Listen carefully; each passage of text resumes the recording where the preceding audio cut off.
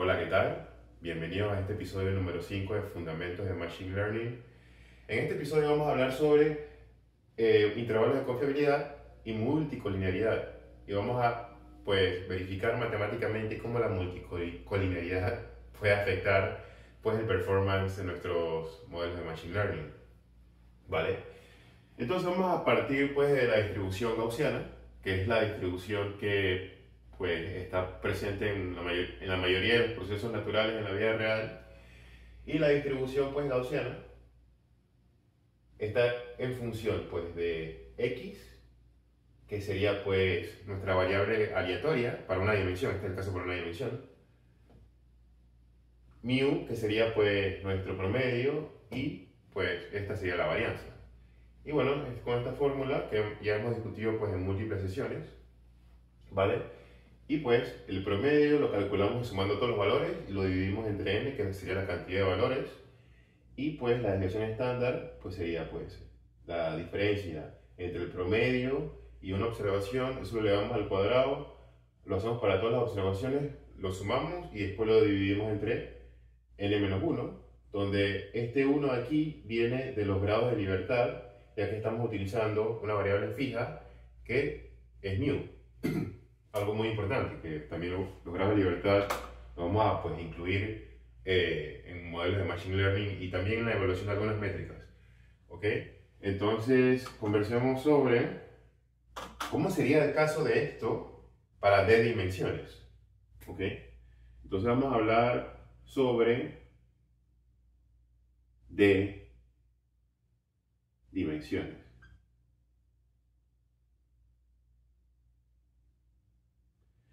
Y esto es equivalente, la cantidad de dimensiones d va a ser equivalente a la cantidad de predictores, ¿no? Entonces tenemos d predictores, entonces van a ser d dimensiones, ¿de acuerdo? Entonces, ¿cómo podemos definir una distribución gaussiana en d dimensiones para partir por allí y ver los temas de confiabilidad al momento de determinar y hasta inclusive los coeficientes beta? Entonces vamos a comenzar a definir primero lo que nos corresponde, que sería la distribución gaussiana. Y la distribución gaussiana para d dimensiones sería P. Esto va a depender de x, que en vez de ser una variable va a ser un vector de predictores. Vamos a tener un vector de promedios y vamos a tener en nuestra ecuación sigma, que en este caso vendría siendo la covarianza. Algunos ya saben qué es, algunos no saben qué es. Igual, en fin, lo vamos a discutir acá. ¿Vale?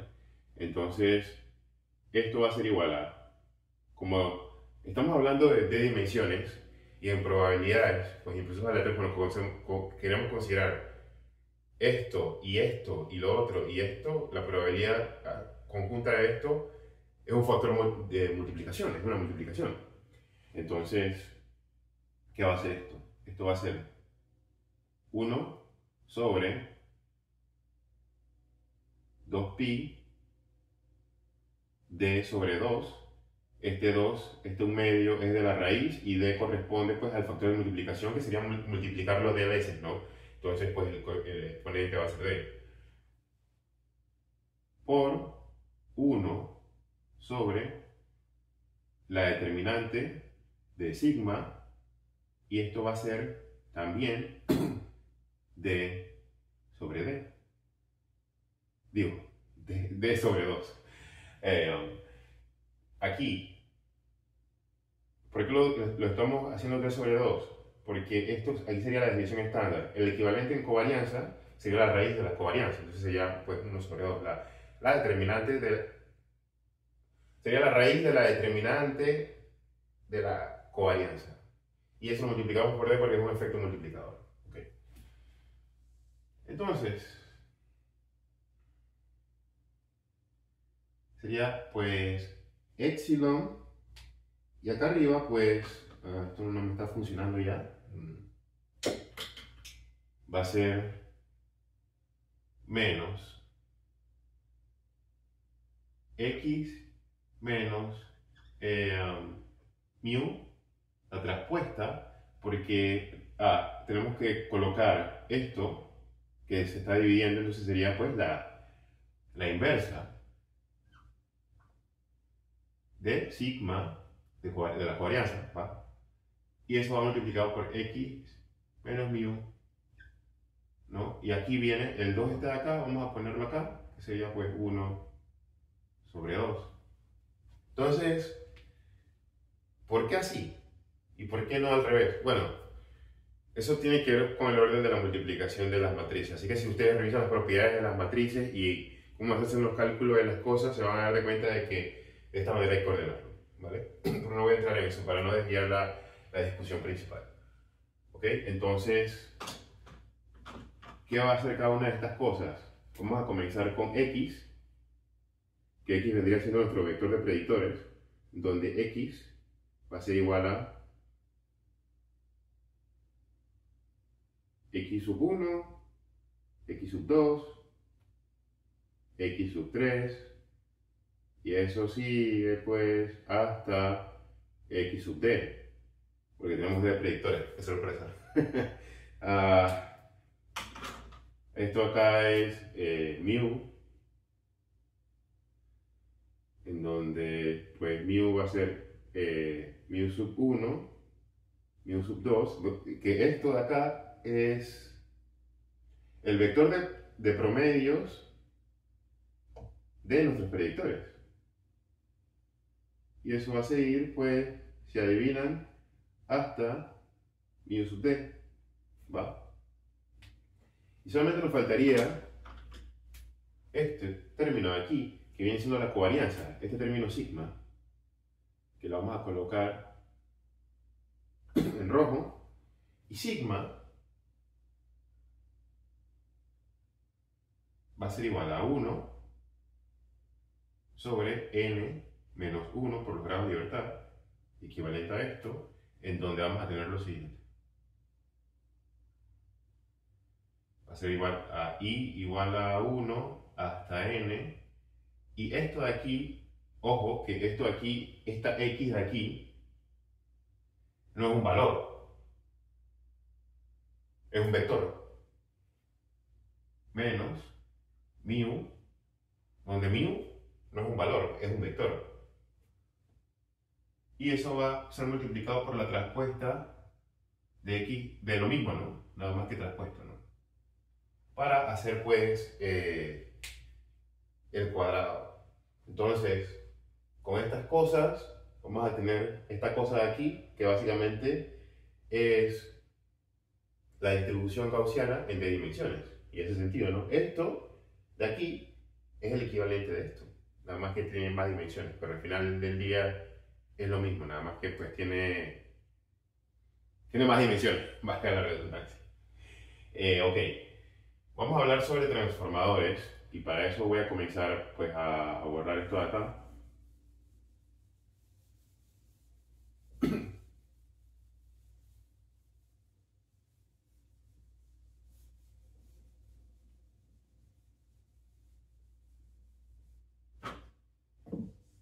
Y vamos a hablar sobre transformadores.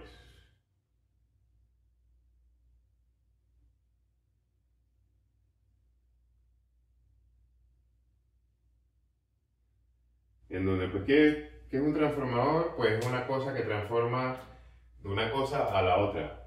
Y básicamente eso es lo que hacemos en nuestro modelo de regresión, en sesiones anteriores, donde y va a ser igual a beta por x, donde beta son los coeficientes, x son las entradas, pues, y epsilon es el término de error. Y ese término lo colocábamos, bueno, para evaluar el error, pero también lo colocamos para que esto fuera verdad. Si esto no lo ponemos, va a ser pues un aproximado. Entonces, estamos interesados en conocer lo siguiente. Estamos interesados en conocer, vamos a colocarlo por acá.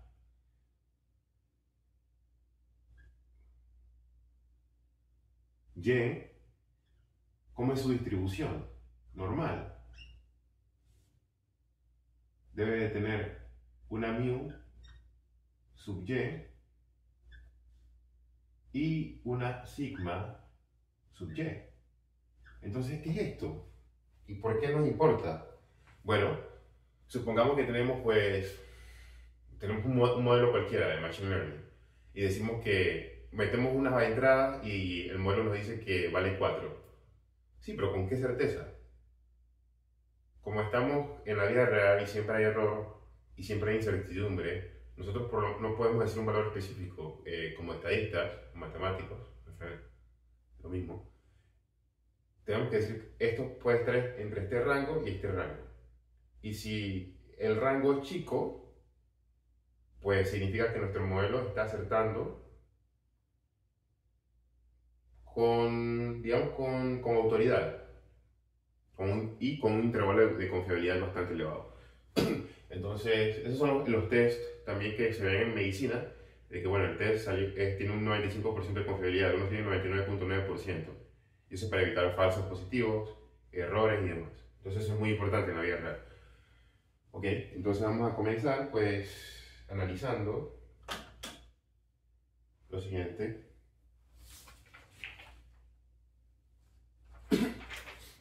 Vamos a comenzar pues analizando, voy a traer mis notas. Mu sub n, mu sub y, disculpen, que mu sub y no va a ser más que el valor esperado de y. Y bueno, ¿qué es el valor esperado de y? El valor esperado de y va a ser el valor esperado de beta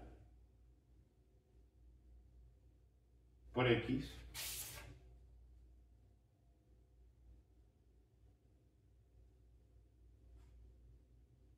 esto más el valor esperado de epsilon.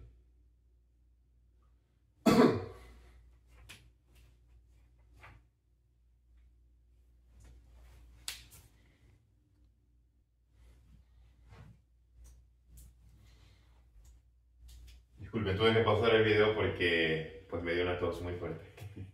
Entonces, esto de acá va a ser igual a beta, porque los betas son unos coeficientes, son unos números al final del día que nosotros determinamos. Así que lo podemos sacar de la ecuación, el valor esperado, y el valor, va a quedar el valor esperado de x y el valor esperado de epsilon. Y nosotros habíamos discutido de que, pues, en un modelo de distribución gaussiana, el error se debe comportar como ruido blanco, como ruido gaussiano, y el promedio es 0. Entonces, este término desaparece, se vuelve 0, ¿no? Esto de aquí pues se vuelve, bueno, vamos a darlo por acá. Esto acá se vuelve 0, y este término de aquí, nosotros sabemos que va a ser igual pues al vector de promedios. Entonces al final del día, esto va a ser igual a lo siguiente. Esto va a ser igual a beta por mu.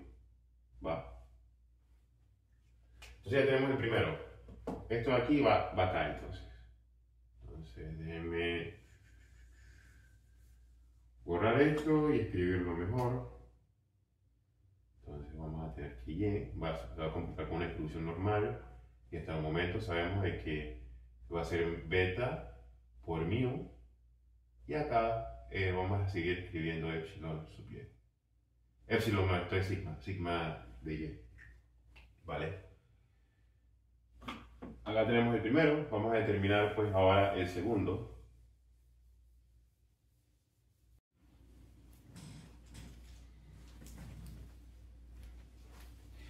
Muy bien, tuve que pausar el video y tuve que tomarme la tarea ahora al momento de explicar la covarianza de y escribir esto para que no sea tan confuso. Entonces, ¿qué vamos a hacer? Esta es la ecuación para x, ¿no? De los predictores. Ahora tenemos que hacerlo para y, que es la variable de respuesta. Sabemos que sería el valor menos el promedio, y esto mismo se replica, nada más que le sacamos la respuesta. Y eso lo he puesto aquí, las llaves, en este corchete iría esto de acá para Y, valga la observación, y lo mismo lo hacemos acá con nuestra respuesta. Entonces, X sub I sería Y sub I, y en este caso sería beta sub I multiplicado por X sub I más epsilon sub I. Entonces, vamos a ponerle a esta cosa paréntesis para que no sea confuso. Esto de aquí es esto de acá, ¿no? Y eso va a ser menos, ¿qué cosa? Pues el promedio. Pero aquí es donde hay que tener cuidado, porque estamos hablando solamente de una observación, estamos pasando por todos los términos, entonces es una observación a la vez. Entonces el promedio va a ser, pues, beta sub I por X sub I.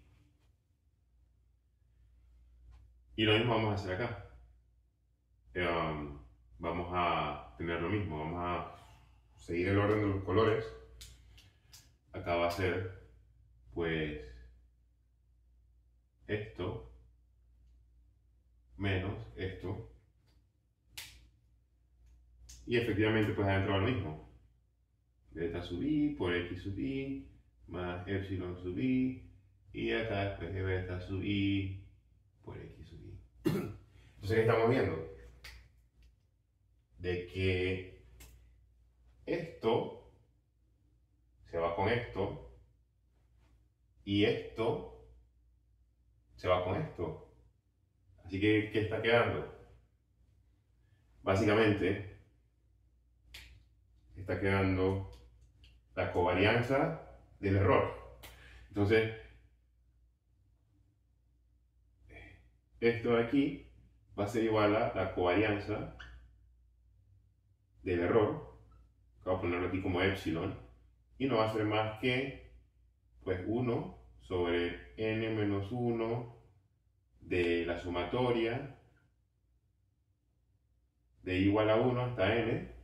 O sea, estoy escribiendo lo mismo, solamente que, pues, estoy colocando solamente lo que ha quedado adentro, y va a ser, pues, epsilon sub i multiplicado por epsilon sub i. Vamos a ponerle acá, yo que sé, un corchete. Y eso va a ser la respuesta. Entonces, qué sorpresa. Esto sí, pues, si no se hace la matemática, es difícil de ver de que aquí hay algo muy importante. El error va a determinar la forma de nuestra distribución gaussiana multivariable.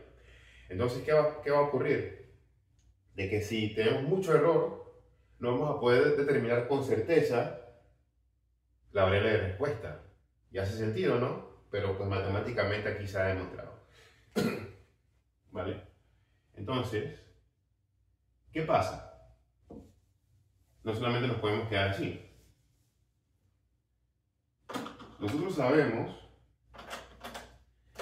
de que las variables no pueden estar correlacionadas entre sí. No pueden estar correlacionadas entre sí porque eso va a dar problemas a nuestro modelo de Machine Learning. Así que digamos que estamos simulando, pues, el consumo de energía en una vivienda. Tenemos la temperatura máxima que hizo por día, o la temperatura, la temperatura máxima. Tenemos la cantidad de veces que, pues, salieron y entraron de la casa, la cantidad de horas que estuvieron en la casa. Son tres variables que, pues, de correlación son muy bajas, así que vamos a asumir que correlación tienen 0. ¿De acuerdo? Y en esos casos, que está comprobado de que los modelos, pues, físicos, la mayoría, pues, se simulan la mayoría del tiempo con variables que no tienen mucha correlación entre ellas. Entonces, vamos a decir que E sub I, o sea, E sub 1, E sub 2, E sub 3, y eso lo vamos a hacer hasta E sub n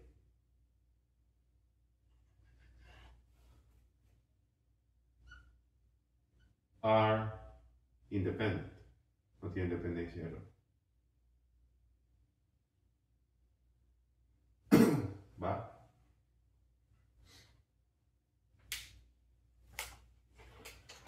Entonces, ¿cómo podríamos resumir esto de acá? Lo podemos resumir de la siguiente manera, de que sigma de y, que es igual a sigma de epsilon, que es el error, no va a ser más que esta matriz. Permitan que la escriba, donde nada más vamos a tener una diagonal, ¿no? de sigmas. Entonces va a ser pues sigma al cuadrado, sigma al cuadrado, pum, pum, pum, y acá vamos a tener sigma al cuadrado, 0, esto así, esto acá es 0, y esto acá pues es 0 también, esto lo corremos acá es 0, y esto lo corremos acá y es 0. Entonces, pues nuestra matriz, pues resumida aquí, hay que hacer una observación. Vamos a ponerlo de esta manera. Vamos a ponerlo hasta D, porque estamos comprimiendo esto en vectores de error para cada predictor. Entonces aquí esto va a ser una matriz pues de n filas por d columnas, y donde cada columna corresponde a un predictor. Entonces esto va a corresponder a la varianza del predictor 1, esta es la del predictor 2 y esta es la del predictor D, ¿no? Entonces básicamente nosotros podemos resumir que lo siguiente, que la variable de respuesta, su varianza, en este caso la covarianza, va a estar determinada por la serie de pues, varianzas de cada uno de esos predictores, ¿vale? Entonces, pues eso es algo de cada uno de los errores de estos predictores. Es algo muy importante, pues. Porque ya con esto podemos determinar intervalos de confiabilidad para Y.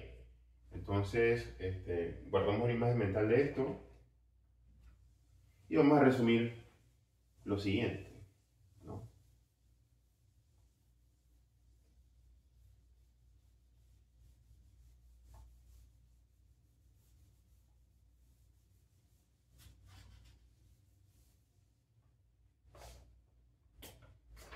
Ups, borré esto de aquí, disculpen.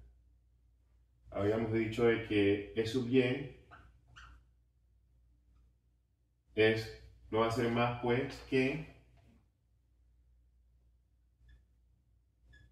el vector, va a ser un vector de varianzas multiplicado por I, que sería básicamente pues, la matriz de identidad. Y esta matriz de identidad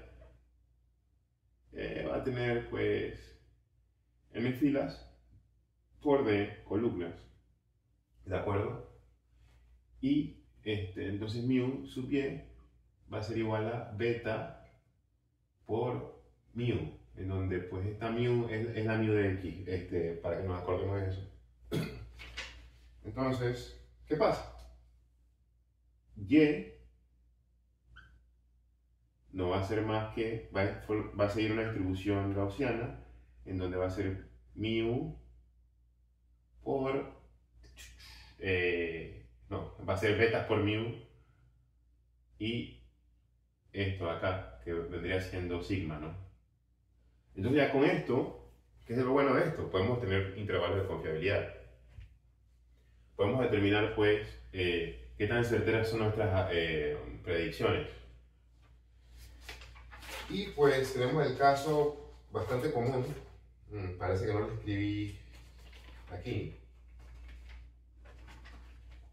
pero bueno, saltémonos a eso, en donde podemos determinar con cierta confiabilidad lo siguiente, que la probabilidad de que un valor y sub i menos dos desviaciones estándar, ¿vale? Que ese valor y sub i esté entre más o menos dos desviaciones estándar. Como es continuo, no lo voy a poner. Va a ser y sub i más 2 sigma. No, esto es, sí, sigma, chica. Y eso va a ser aproximadamente 0.95. Entonces, ya con esto podríamos determinar, pues, cuál es o sea, entre qué valor y qué valor estaría una predicción de y. Vamos a darle al usuario este valor, sin embargo, le vamos a decir que podría estar entre este rango y este rango. Entonces, eso es algo sumamente valioso al momento de analizar temas críticos como, pues, exámenes médicos. Si estamos calculando a qué distancia tiene que disparar una cosa o no sé, en fin, hay un sinfín de aplicaciones que necesitan esto aquí. Entonces, los intervalos de confiabilidad, pues, dan confiabilidad con la redundancia a nuestras pruebas o predicciones. ¿Ok? Entonces, conversamos acerca de beta.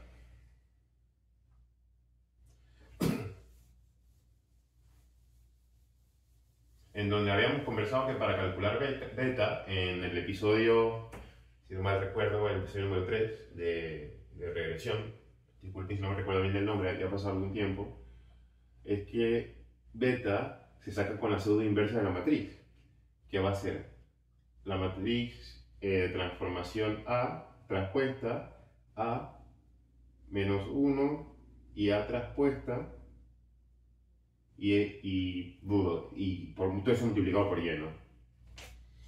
Entonces también estaríamos interesados en ver lo siguiente. Estaríamos interesados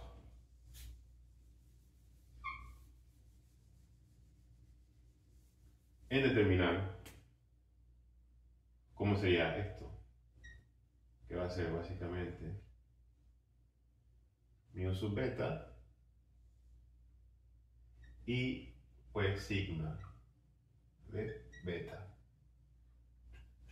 Entonces vamos a averiguar qué es eso. Vamos a comenzar con mu de beta. Y mu de beta no va a ser más que el valor esperado de esta cosa de aquí. Sería esta cosa de A transpuesta por A, que son por menos, a la menos 1, que sería la inversa, A transpuesta, y eso multiplicado por y, pero y lo voy a poner un color diferente. Ahora vamos a ver por qué hice eso. Y esto lo vamos a cerrar acá. Pues.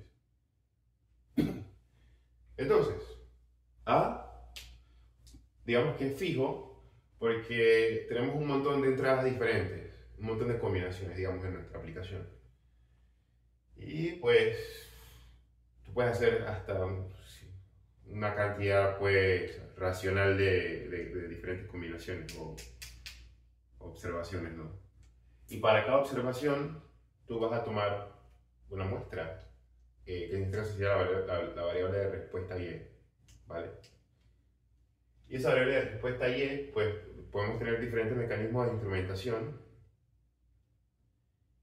y hasta en muchos casos podemos utilizar las mismas entradas para predecir otras variables y. Entonces, digamos que esto vamos a mantenerlo como fijo, que esto vendría siendo básicamente, pues, los valores que hemos capturado de las variables de entrada y lo asociamos a una respuesta y. Entonces, esto es capturado, es fijo, y va a salir de la expresión, ¿vale? Entonces, ¿qué va a pasar? Va a salir esto, todo lo que tiene A, y adentro, ¿qué va a quedar? Va a quedar el valor esperado de Y.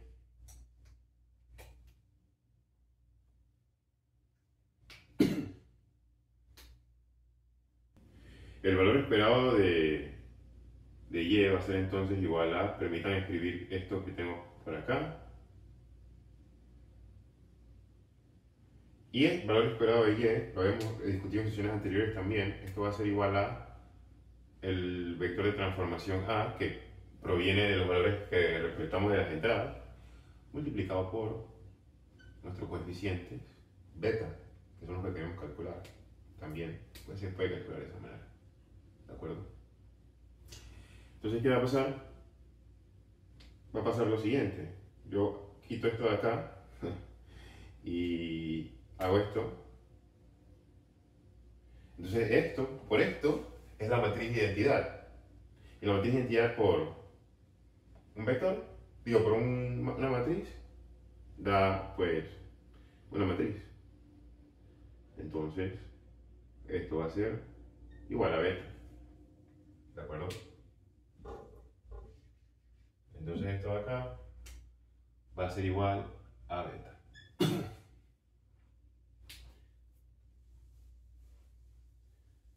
Entonces, ¿qué falta ahora? Falta solamente la matriz de covarianzas, en donde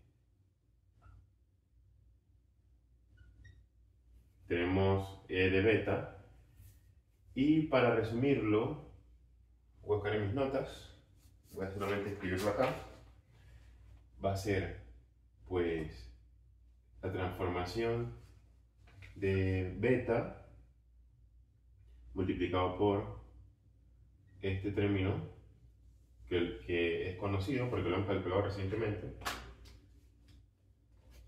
que va a ser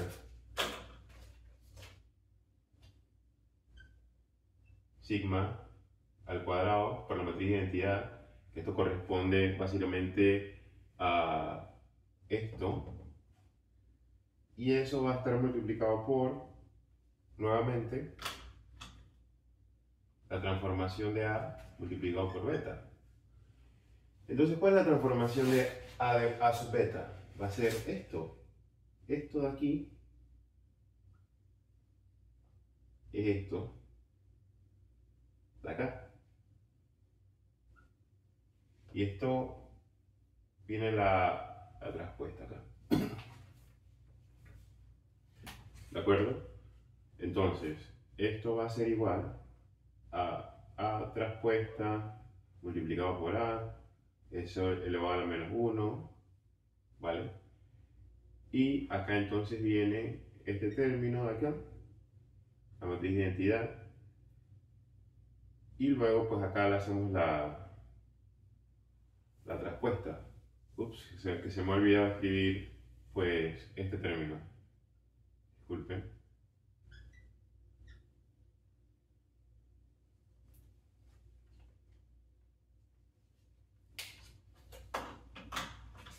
Y acabo de escribir la traspuesta, que sería pues A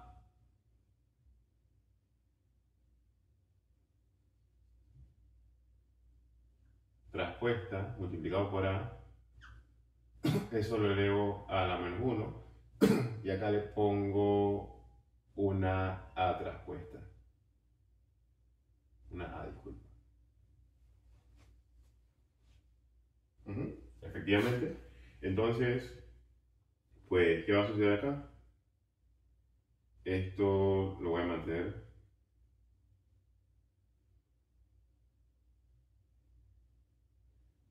Esto de aquí, entonces va a pasar a ser sigma al cuadrado, lo voy a sacar acá afuera.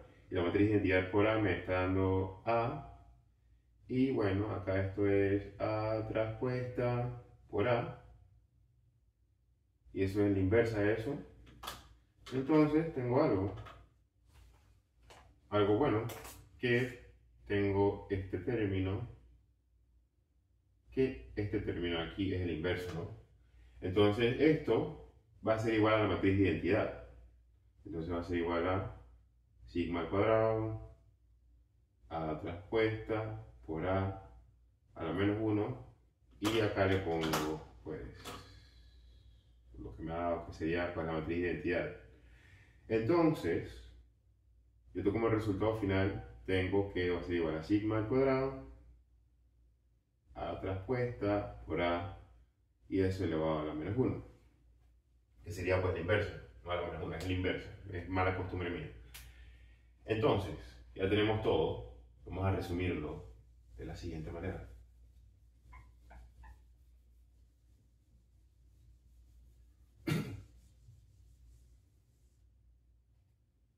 Esto se estaría comportando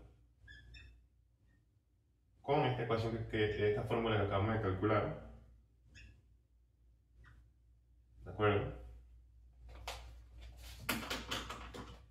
Y eso pues lo cerramos aquí. Entonces, va a suceder lo mismo. Vamos a poder calcular la probabilidad, ¿de acuerdo? De que beta sub i menos 2 desviaciones estándar,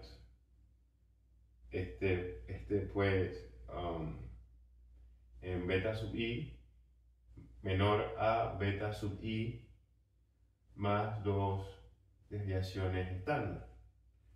Entonces ya con esto podemos determinar un intervalo de confiabilidad. Entonces el modelo de Machine Learning en Python, donde lo programen, les va a dar beta sub i, pero también siempre hay como un atributo, depende del lenguaje de programación que ustedes utilicen, en donde les va a decir que con un 95% de confiabilidad, ya que esto pues aproximadamente 95%, el valor se encuentra este rango y este rango, pero ellos tienen dado de output este valor, que es este es el valor que van a utilizar para evaluar, pues, hacer las predicciones, ¿no? Con las entradas. Entonces esto es muy importante. ¿Por qué? Si este valor es muy grande y este valor es muy grande, o sea, el rango es muy grande, no se va a poder determinar beta bien y eso va a afectar pues el performance del modelo de machine learning. Imagínense de que vamos a hacer un ejemplo bastante pues sencillo, ¿no? Para poner algo básico. De que aquí diga que esto es 2, pero por acá te diga que esto vale 100 y por acá te diga que esto vale, no sé, una locura, que valga menos 42, que es el número de la vida. Entonces, ¿con qué exactitud vamos a poder determinar las cosas? Lo ideal es que, en vez de que sea esto, ¿no? Yo tenga que ser 1.8, para no ponernos tan exigentes, y aquí que sea 2.3, digamos. Ok, eso es mejor. Entonces, ¿cómo nos aseguramos de que no pase la locura que expliqué al inicio, de los valores todos locos? Y es reduciendo la multicolinearidad entre las variables de entrada, porque la multicolinearidad genera una perturbación que al final del día afecta a nuestro modelo de Machine Learning. Entonces, veamos de qué se trata esto, con un ejemplo bastante sencillo. ¿Ok?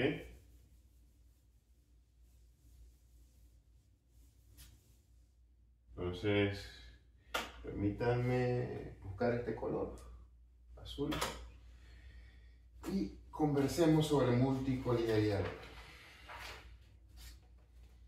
Y vamos a discutir esto, ¿no? Con un ejemplo bastante sencillo, en donde tengamos dos predictores.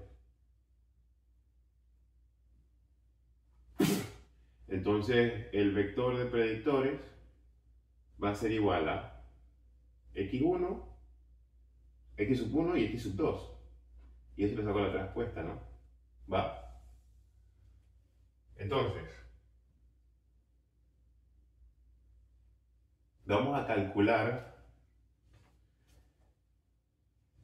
cómo sería la covarianza de esto, ¿no? que básicamente sería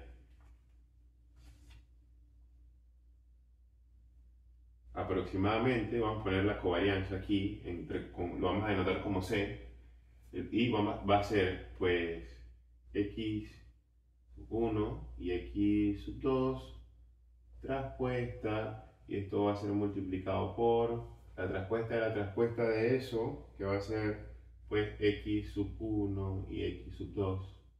Entonces, para no perder tanto tiempo en multiplicación de matrices, ustedes saben que es fila por columna, voy a escribir solamente el resultado.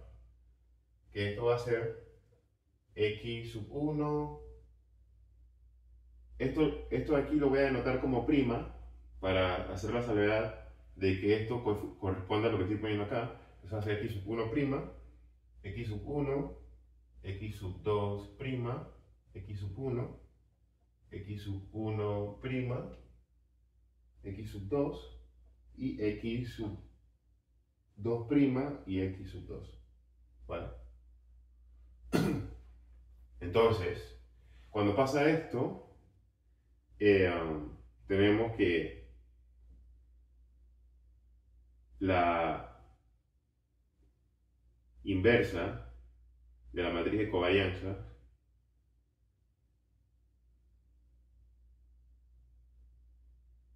existe,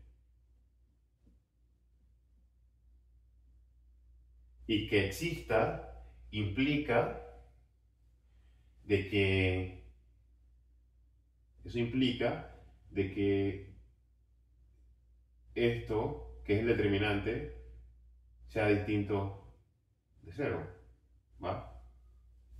O sea, que no sea igual a cero, básicamente, porque determinante es negativo, ¿sí? Al final.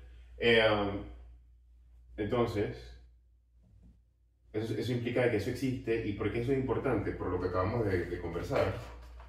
Y es por esto de aquí, que si se acuerdan, pues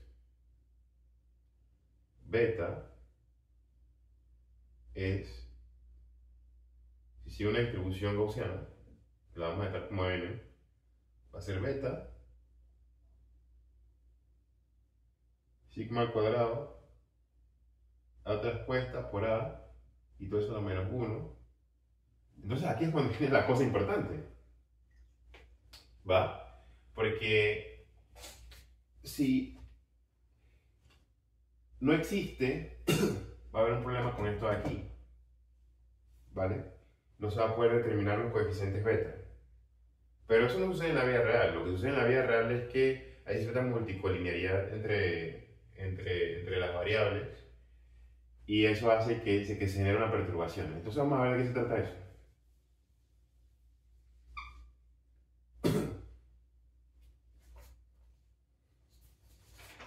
A ver, acá tengo un ejemplo en donde yo voy a hacer lo siguiente.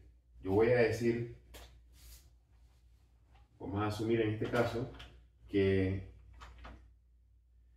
x2 está relacionado a x1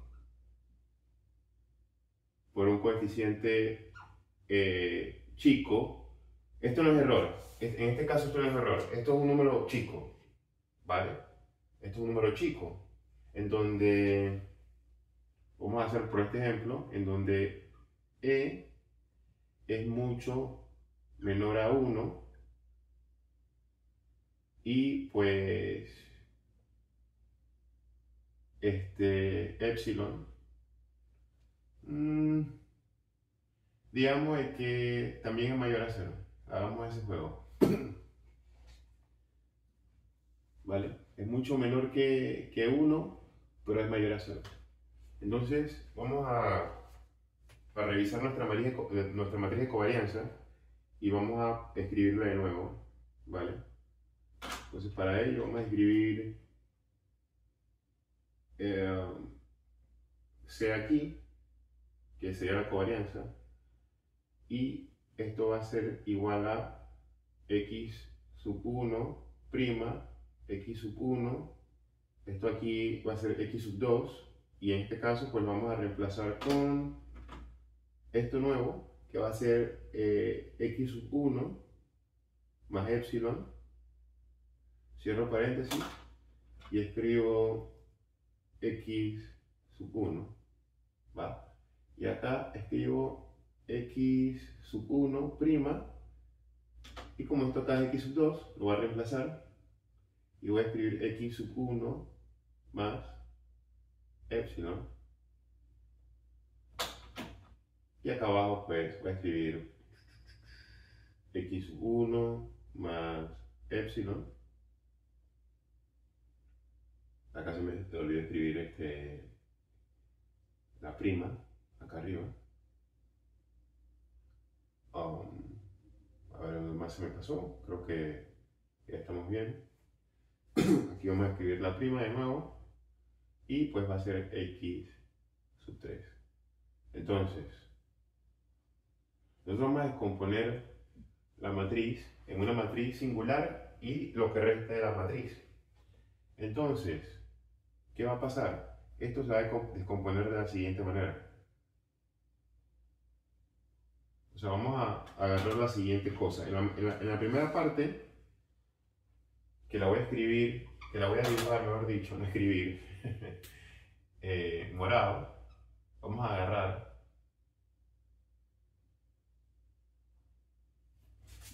esto, vamos a agarrar, esto aquí es x sub 1, no sé por qué escribí eso.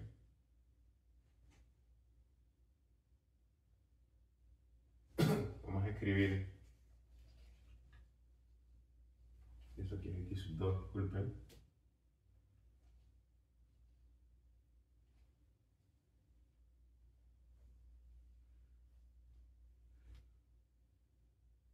Acá me faltó expandir esto, que sería pues x sub 2, vamos a expandirlo para que quede todo pues en términos de x sub 1 y el error. Entonces vamos a agarrar y vamos a agarrar esto, este pedazo de aquí, y vamos a agarrar pues esto de aquí, básicamente. Bueno, ahorita lo vamos a ver, lo voy a escribir directo para que nada más, el tema es ver el ejemplo. Entonces va a ser x sub 1 prima x sub 1, x sub 1 prima x sub 1. Aquí voy a escribir x sub 1 prima x sub 1, y aquí voy a escribir pues x sub 1 prima y x sub 1, ¿vale? Entonces aquí vamos a tener una matriz singular porque no tiene determinante, o sea, determinante, sí tienes determinante, pero determinante es 0, lo que no tiene es inversa, porque para calcular la inversa es 1 sobre el determinante de la respuesta de la matriz adjunta. Entonces va a ser una matriz singular. Y acá vamos a tener otro término, que es lo que sobra, y yo voy a escribirlo directo acá porque ya tengo mis notas, para no dilatar tanto la discusión. Y va a ser lo siguiente: 0, x sub 1 prima, esto aquí es epsilon prima x sub 1, y acá esto es 2x, bueno, no tengo tanto espacio, así que voy a escribir 2x sub 1 prima epsilon, y acá le pongo el otro término, y voy a poner un paréntesis para hacer la salvedad de que esto es un solo término, ¿vale? Entonces, ¿qué pasa aquí? Voy a borrar esto acá.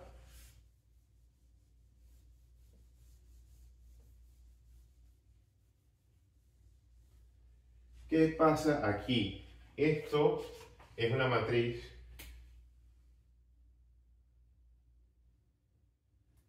singular matrix. Esto de aquí es una matriz pues singular, ¿vale? Y esto de acá es una matriz. Pero ¿qué pasa con esta matriz? Esto, vamos a decir que los elementos tiene un valor bajo.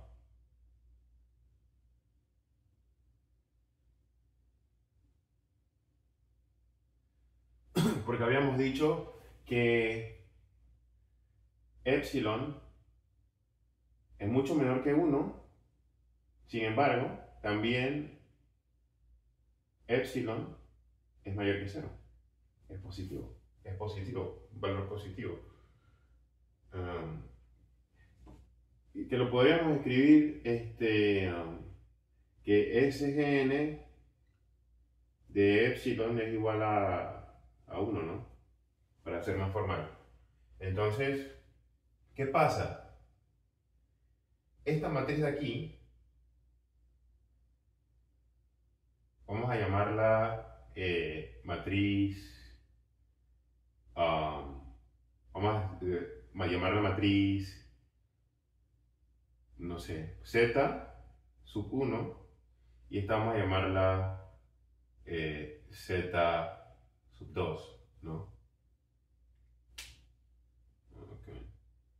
Vamos a ponerle otro color para que se pueda ver bien. Esta es Z sub 1 y esta es Z sub 2.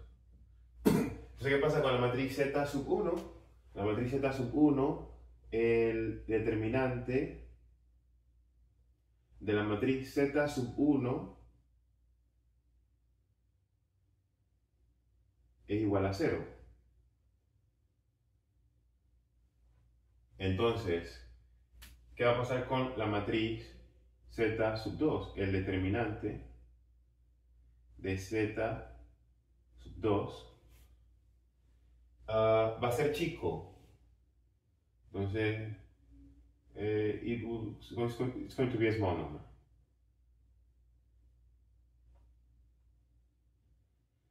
Entonces, ¿eso qué implica? Eso implica que la covarianza, en este caso, va a ser pues C, la inversa, disculpen, va a ser un valor muy grande. ¿Por qué? Porque la inversa de la covarianza es proporcional a 1 sobre C. Y si C es muy chico, cuando yo hago 1 sobre un número muy chico, pues eso va a implicar de que los coeficientes beta van a tener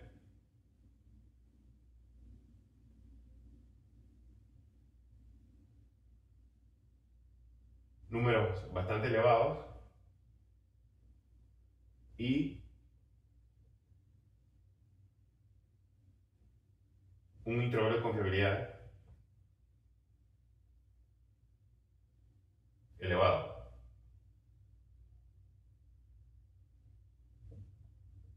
Elevado no, llamémoslo ancho, como lo escribí aquí. No sé por qué dije una palabra y la escribí, ¿no? Bueno, pero la cosa es que el intervalo de confiabilidad va a ser muy ancho y el valor va a ser muy grande. ¿Y eso qué va a generar? Una perturbación en nuestro modelo de Machine Learning. Y no va a ser predicciones para nada buenas. Entonces, por ese motivo es importante reducir la multicolinearidad. Entonces, ¿qué es la multicolinearidad? Cuando digamos que una variable, como en este caso x sub 2, era igual a x sub 1 más un epsilon, y aunque epsilon era pequeño, vieron lo que fuera a afectar al performance de nuestro modelo de Machine Learning. Entonces, ¿qué podemos hacer para reducir la multicolinearidad? Podemos aplicar, bueno, vamos a comenzar con lo más sencillo, no utilizar las variables que están correlacionadas. Pero no todo el tiempo sabemos eso, o sea, hoy en día con el montón de datos que tenemos con el Internet de las cosas y otras fuentes de información, de datos, otros lagos de datos, data lakes, metemos un montón de predictores y queremos que esos predictores predigan, para la redundancia bien, una variable de respuesta y pues no, es imposible pues revisar 1.000.000 de variables y reducir una por una que no correlacionadas, y aún así no es efectivo. Entonces hay modelos de reducción de dimensiones, hay otras cosas que se llaman criterios digamos que de rendimiento, de cantidad de predictores. En fin, hay un montón de cosas que se pueden utilizar para eliminar la multicolinearidad entre los predictores y así pues obtener lo que nosotros queremos. Y lo que nosotros queremos es lo siguiente. Y esto es lo único que al final del día es lo que estamos interesados en hacer. Y vamos al ejemplo final para cerrar esta discusión. Y es que nosotros queremos lo siguiente. Queremos predecir y sub i, ¿no? Y nosotros queremos que esté en, digamos que dos desviaciones estándar, más o menos dos desviaciones estándar,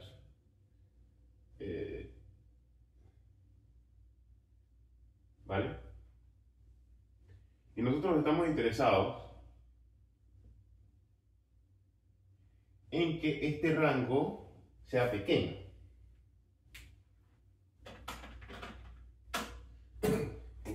We want it to be narrow, so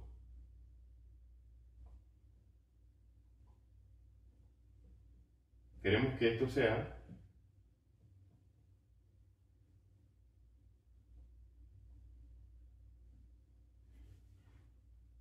pequeño, porque entre más angosto es, pues más certero es nuestro modelo. No tenemos tanto error. ¿Por qué? Bueno, porque eso implica que es low error y eso implica pues high accuracy, ¿no? Es preciso. No, preciso no, accuracy, el nombre en español se me olvidó. Pero la cosa es que, bueno, es certero, es esa la palabra. Y bueno, en resumen, es esto. Nosotros queremos intervalos de confiabilidad buenos, entonces, y que sean narrow, que sean angostos. ¿Y qué tenemos que hacer? Tenemos que tomar en consideración la multicolinearidad, tenemos que reducirla lo más que se pueda a su menor expresión. Entonces, bueno, esto sería todo por el episodio del día de hoy. Pues en los próximos episodios vamos a comenzar a discutir pues ya modelos de Machine Learning específicos, pero necesitábamos entender la importancia de la multicolinearidad para, digamos que hacer un address, prestarle atención antes de comenzar a entrenar nuestro modelo de Machine Learning. Así que bueno, pues mantengan las notificaciones activadas. Voy a comenzar a subir pues videos regularmente otra vez. Estuve perdido por un tiempo por temas de trabajo y otros temas personales, pero bueno, espero que les haya gustado y nos vemos en el siguiente episodio pues, de Machine Learning. Hasta luego.